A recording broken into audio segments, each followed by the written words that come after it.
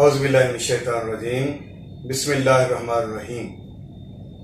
नाज़रीन, मैं हूं आपका होम्योपैथिक डॉक्टर रिजवान साकिब और हमारा आज का जो टॉपिक है जिसको हम उर्दू में गंठिया कहते हैं और रूमेटॉइड आर्थराइटिस कहते हैं, जिसको हम इंग्लिश के अंदर हमारी जो मेडिकल की लैंग्वेज है उसके अंदर, तो इसको हम गोट भी कहते हैं जो आम इंग्लिश ज़ुबान है उसके अंदर। मोस्ट कॉमन नेम है इसका, वो है ऑस्टियोआर्थराइटिस। ये मिलते जुलते नाम है। बात यह है कि इसके बारे में हम आपको पहले तो ये तारुफ करवाते हैं कि ये डिजीज क्या है। नाज़रीन, सबसे पहली बात तो ये है कि ये क्रॉनिक, प्रोग्रेसिव और इसके साथ ये है ऑटो इम्यून डिजीज है। अब ये थोड़े लफ्ज़ मुश्किल हैं, लेकिन ये है कि इसकी अगर हम आपको वजाहत दे देंगे तो इंशाल्लाह ये आसान हो जाएंगे। सबसे पहली तो यह है कि मैंने बोला है क्रॉनिक वो चीज होती है कि जो लंबा अरसा से हो, यानी यकदम ना आ गई हो, लंबे अरसे से वो मर्ज चल रहा हो जिसका आपको बाद में लेट पता चलता है। और दूसरी चीज यह है कि उसका इलाज लंबा हो, तो उसको हम कहते हैं क्रॉनिक डिजीज। इसकी जो अपोजिट है जिसको हम कहेंगे वो होता है एक्यूट डिजीज। एक्यूट और क्रॉनिक जो है ना, ये एक दूसरे के मुतजाद हैं। उसके बाद अगला लफ्ज हमारा आता है प्रोग्रेसिव का मतलब ये है कि ये पहले थोड़ी जगह पे होती है, फिर ये जो है वो पूरे जिस्म पर ऐसे ऐसे चलती जाती है। जैसे यही हम रूमेटॉइड आर्थराइटिस है, इसको ले लें तो पहले ये छोटे जोड़ों में होती है, छोटे जोड़ों के बाद फिर ये ज्यादा जोड़ों में होनी शुरू हो जाती है, फिर ये बड़े जोड़ों में चली जाती है, फिर उससे बड़े, फिर यह है कि कंधों के जोड़ों में, टखनों के जोड़ों में, घुटनों के जोड़ों में, और फिर यह है कि यहाँ तक कि ये हमारी रिब्स में और ये जो चेस्ट में, ये जिसकी बोन्स हैं चेस्ट की, इनके अंदर, यानी ये प्रोग्रेसिव है कि पहले ये थोड़ी सी जगह से शुरू होती है, फिर ये पूरे जिस्म पर ये फैलती जाती है। और अगला लफ्ज मैंने बोला है ऑटो इम्यून। ऑटो इम्यून को समझने के लिए ये है कि जहां पे भी हमारे बाहर से कोई ऑर्गेनिज्म आता है, कोई जर्म्स आते हैं, कोई ऐसी चीज आती है, कोई टॉक्सिक चीज आती है जिसको हम जहरीली चीज आती है जो हमारे बॉडी के अंदर आती है, जिसको हम जहरीली चीज कहें या कोई नुकसानदेह चीज कहें, जो फॉरेन बॉडी हमारे जिस्म के अंदर दाखिल होता है ऐसा जो नुकसानदेह है, तो उसके मुतबादिल हमारा बॉडी जो रिएक्शन करती है, जो व्हाइट ब्लड सेल्स हैं, जो हमारे इसको कहें कुव्वते मुदाफत के जो सेल्स हैं, जो उनको किल करने के लिए भाग दौड़ते हैं, वो हमारे ये लिम्फ नोड्स जो होते हैं जितने भी, उनके अंदर यहाँ पे हैं, यहाँ पे हैं, यहाँ पे हैं और पूरी बॉडी में हैं, तो उनके अंदर से ये व्हाइट ब्लड सेल्स जो हैं हमारे, वो निकलते हैं, निकलकर भाग दौड़ते हैं और वो जाकर जो है ना उस ऑर्गेनिज्म को किल करते हैं। अब ये जब उनको किल करने के लिए जाते हैं तो वहां पे क्या होता है, पहली बात तो यह है कि वहां पे स्वेलिंग होती है, वहां पे पेन होता है और वहां पे रेडनेस आती है। ये तीन चीजें जो हैं वो उसमें होती हैं जब फॉरेन बॉडी दाखिल हुआ और उसके खिलाफ हमारी जो कुव्वते मुदाफत है जो बॉडी के अंदर मौजूद है, इम्यून सिस्टम, वो एक्टिव हुआ और उसको वो मारने के लिए भाग दौड़ा, उसको किल करने के लिए वो भाग दौड़ा। अच्छा, अब ये चीजें जो हैं जो मैंने आपको बताई हैं, ये तीन चीजें मैंने आपको बताई हैं कि बॉडी के अंदर जब ये चीजें दाखिल होती है तो इन्फ्लेमेशन होती है, इन्फेक्शन होती है, फिर उसके बाद यह है कि उसके अंदर रेडनेस आती है, स्वेलिंग आती है। ये चीजें जो हैं वो तीन चीजें होती हैं।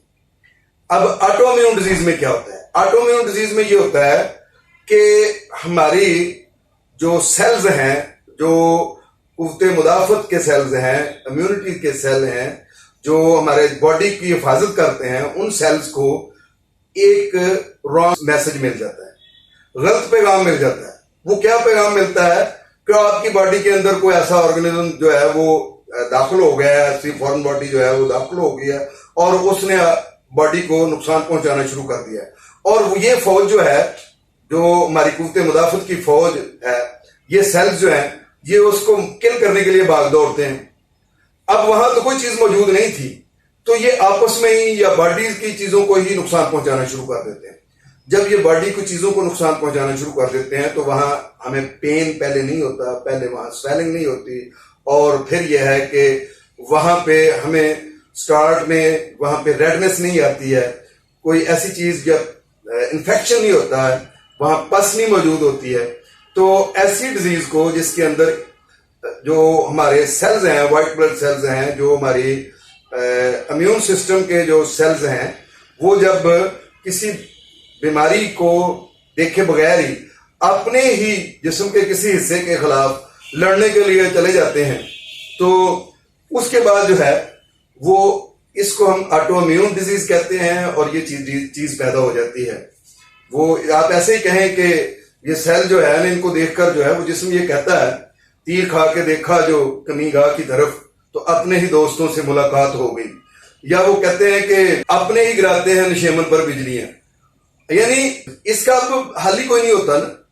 اور حقیقت بات یہ ہے کہ ڈاکٹرز حضرات یہ کہتے ہیں کہ سوائے اسٹیرائڈ کے اس کا کوئی اور حل نہیں ہے، اور اس میں بھی اس کی مینجمنٹ ہے، جس کو ہم اس کو مینج کر سکتے ہیں، اس کو کنٹرول کر سکتے ہیں، لیکن اس کا علاج کوئی نہیں ہے۔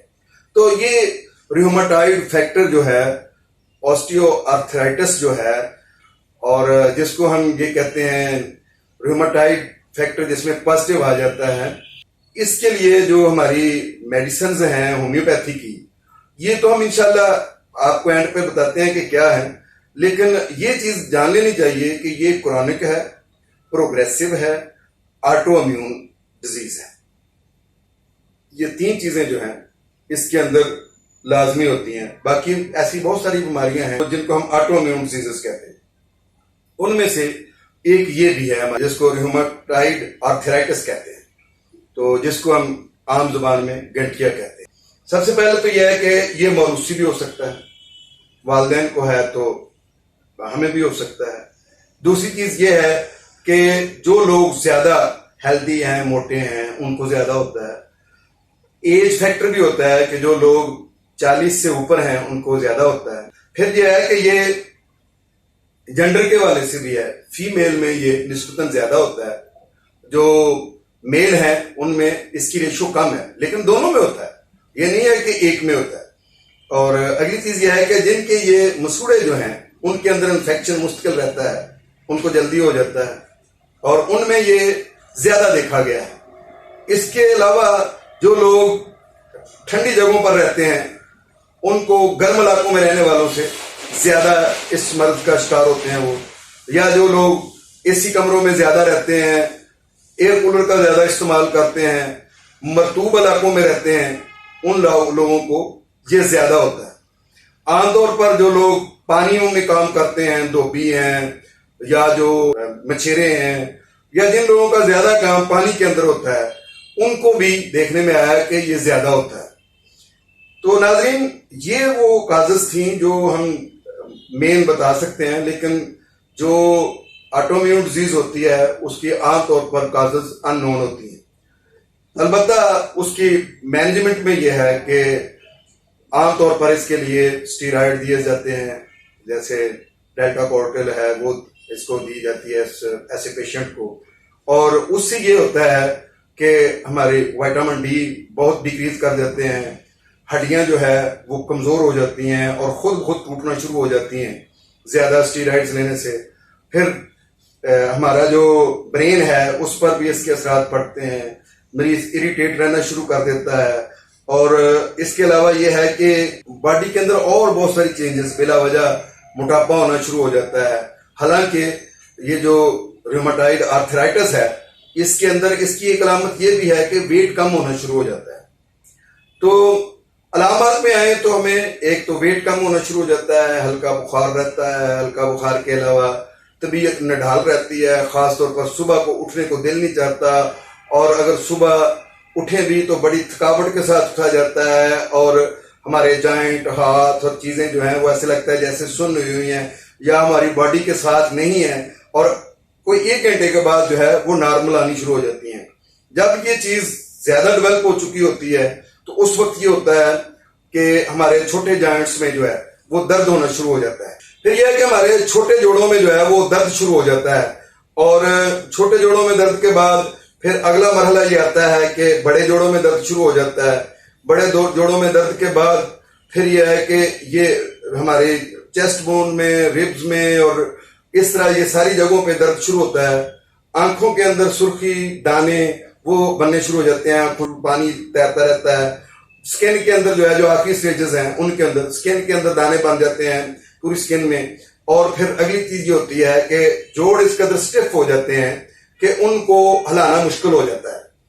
वो इस तरह से हो जाते हैं या इस तरह से हो जाते हैं, और फिर वो जो है उनको मूव करना या उसको हरकत देना वो प्रॉब्लम हो जाता है। इस तरह से हमारे नी जॉइंट हैं और इस तरह से हमारे टखनों के हैं, या मतलब सारे जितने जॉइंट हैं वो स्टिफ हो जाते हैं। हाथों की पाँव की उंगलियां स्टिफ हो जाती हैं, उनको हिलाना जुलाना मुश्किल होता है। अगर हिलाया जाए तो वो टूट तो सकती हैं लेकिन वो सीधी नहीं होती हैं। इस कदर वो टेंडरनेस आ जाती है, उसमें सख्ती आ जाती है। और इसके अलावा ये है कि ऐसा मरीज जो है उसकी हड्डियां टेढ़ी होनी शुरू हो जाती हैं, हड्डियां बाहर निकलना शुरू हो जाती हैं। तो ये है ऑस्टियो आर्थराइटिस या रूमेटॉइड आर्थराइटिस, जो गैंठिया या घोट के नाम से भी जाना जाता है। ये नाज़रीन मैंने आपको इसकी काजेस और इसकी जो है वो अलामात जो है, सिम्टम्स जो हैं, वो मैंने आपके साथ डिस्कस किए हैं। इंशाल्लाह अगली वीडियो के अंदर मैं आपको बताऊंगा कि इसका होम्योपैथिक इलाज क्या है, और अल्लाह के फजल से ये मर्ज काबिल इलाज है। और दूसरी बात, मैं अगली वीडियो में ही ये बताऊंगा कि ऐसे पेशेंट्स को अपने लाइफस्टाइल में क्या तब्दीली लानी चाहिए, क्या उसको एहतियातें करनी चाहिए जिससे वो जो है वो इसके अंदर अपने आसानी पैदा कर सकता है इस मर्ज के दौरान में भी। और अगली चीज ये है कि कौन सी ऐसी ग़िज़ाएं हैं या कौन सी ऐसी खुराक है, कौन सी ऐसी डाइट है जो वो खाए तो ये मर्ज जो है वो कंट्रोल रहेगा। अगली चीज मैं आपको ये भी बताऊंगा कि जिन लोगों को आर्थराइटिस नहीं है, रूमेटॉइड आर्थराइटिस नहीं है, वो लोग क्या परहेज करें कि जिससे इस मुज़ी मर्ज से बच सकें। इंशाल्लाह अगली वीडियो में हम दोबारा हाजिर होते हैं। मेरी आप वीडियोस को पूरे गौर से सुना करें, पूरी वीडियो सुने, और सुनने के बाद ये करें कि आप मेरे चैनल को सब्सक्राइब करें, उसको लाइक करें, उसको शेयर करें, और बेल आइकॉन जो है उसको प्रेस करें, ताकि आपको मेरी ये वीडियो बर वक्त मिलती रहे, उनका बर वक्त नोटिफिकेशन मिलता रहे। इसके अलावा ये है कि दूसरे लोग भी इससे इस्तेफादा कर सकें। बहुत शुक्रिया, अपनी सेहत का ख्याल रखिए। अल्लाह हाफिज, अस्सलाम वालेकुम।